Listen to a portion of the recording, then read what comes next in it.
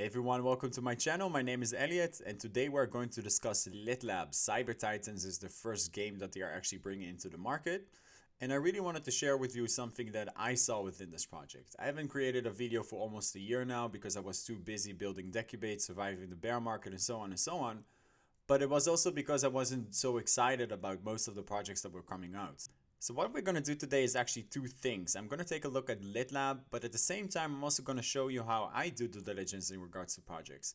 So as some of you know, I've been actually within this market since 2016. I've invested in approximately like 500 different projects. I'm advising right now 30 different projects.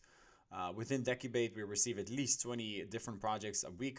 And sometimes you just don't have the time to read all their white papers and those kind of things, right? So I'll show you some of the core things. It's not obviously the only thing that I take a look at, but it's for you to save you up some time. All right, so a few words about the gameplay. CyberTitans is a strategy video game and an autobattler. How does it work? You can think about it like a chess game, right? You choose a few characters, you can put them on the board, and then you compete against other people. It's never against a PC.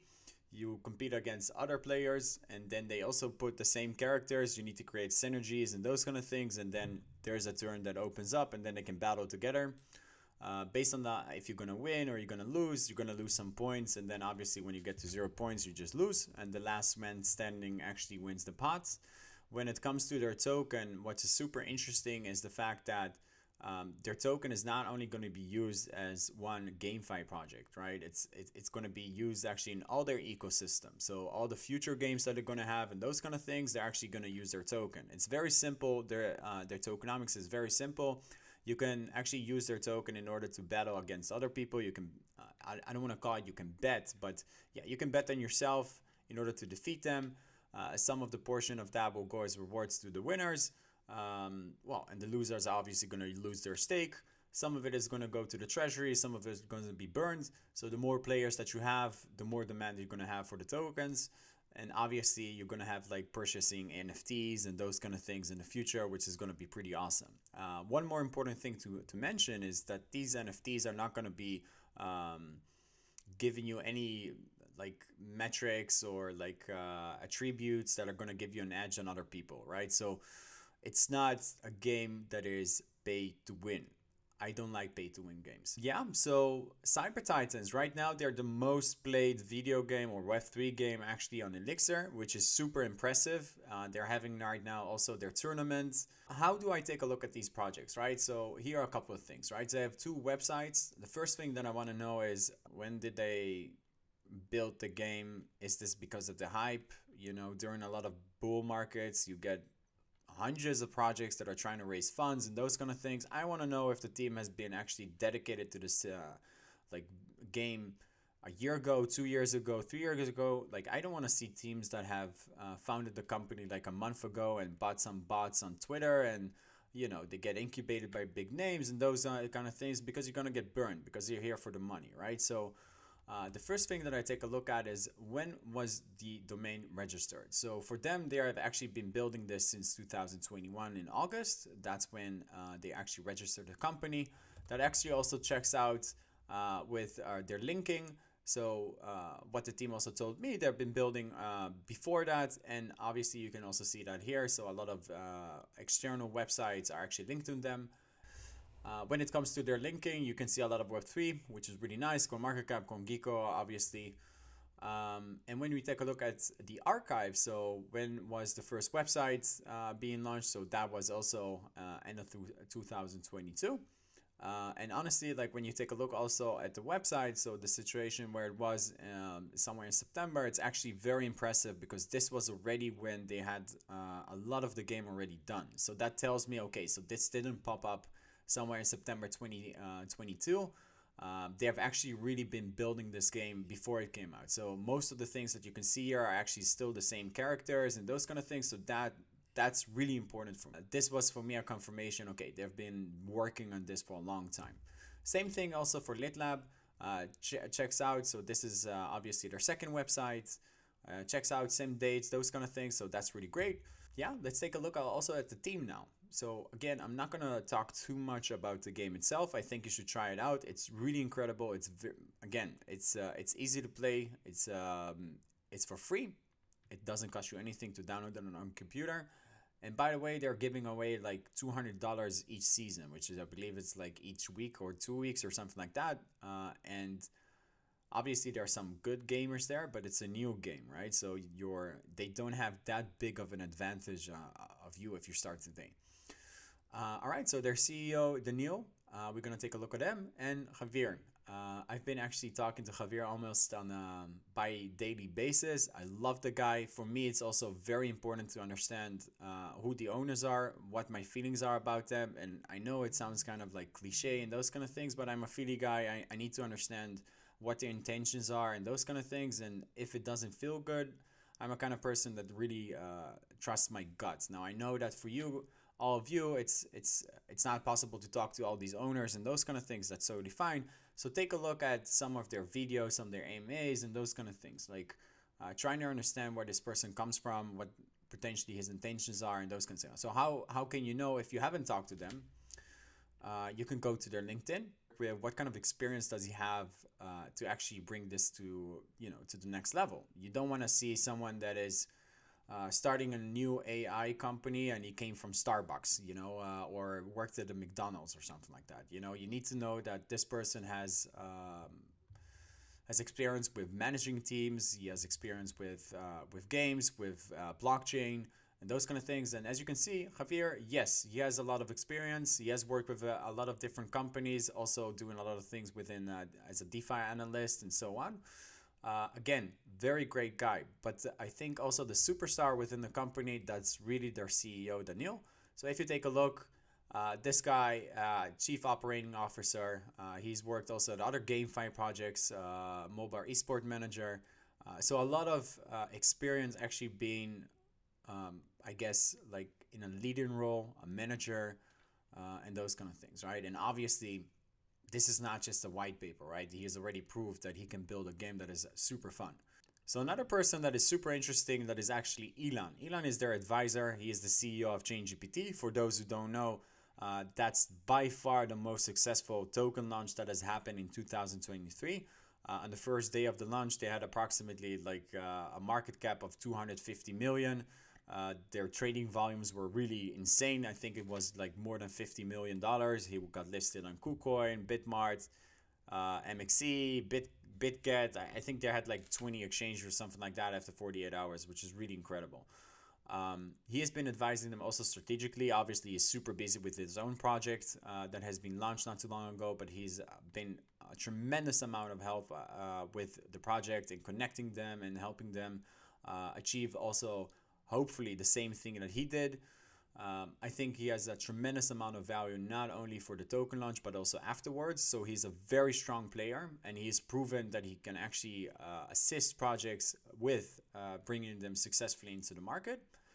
All right, so let's take a look at their tokenomics. So I took everything that they mentioned within their official tokenomics. I put it within my own sheet to analyze it a little bit. So what we can see here really quickly is that the fully diluted market cap is 30 million. The initial market cap is just 1 million. The initial market cap actually comes mainly from their early investors. So more than that is actually 420,000 is coming from their early investors.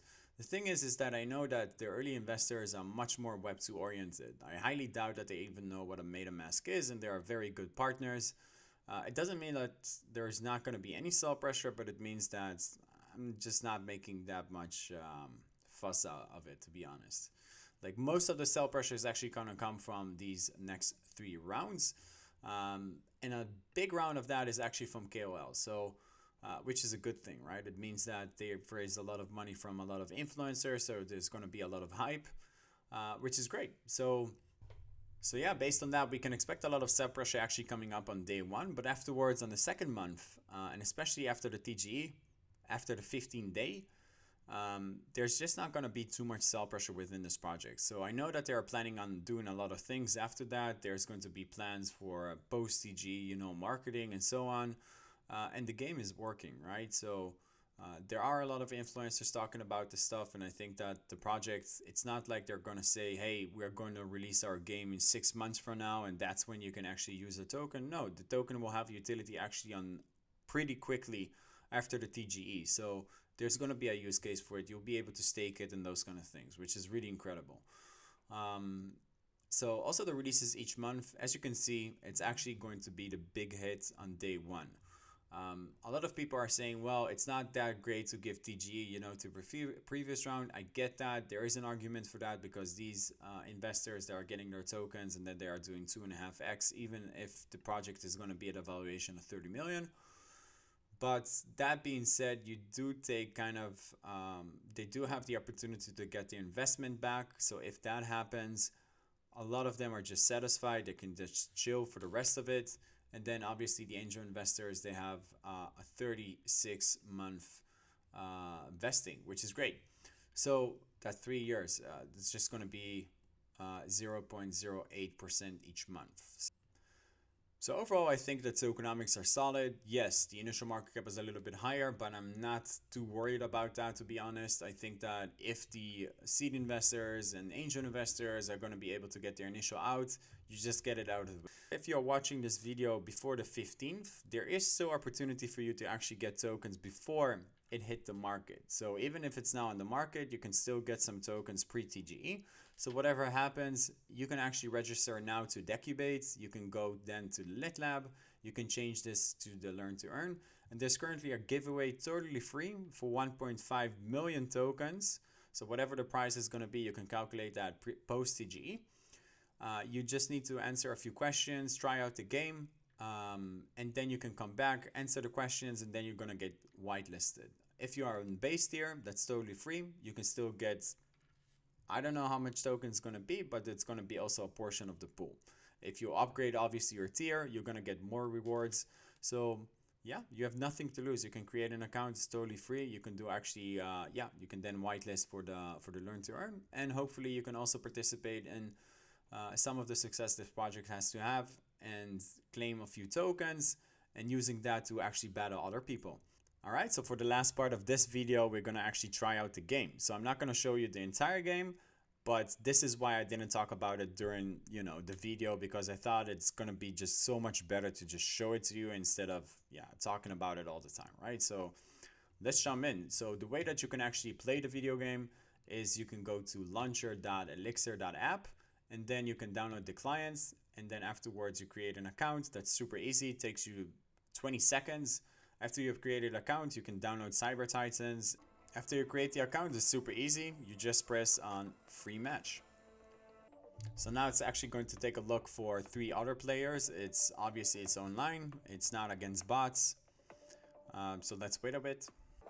So there's something cool actually within this game where you have this crystals, right? So if I can get 3 of the same color, I get a crystal. So you have blue, yellow, and red.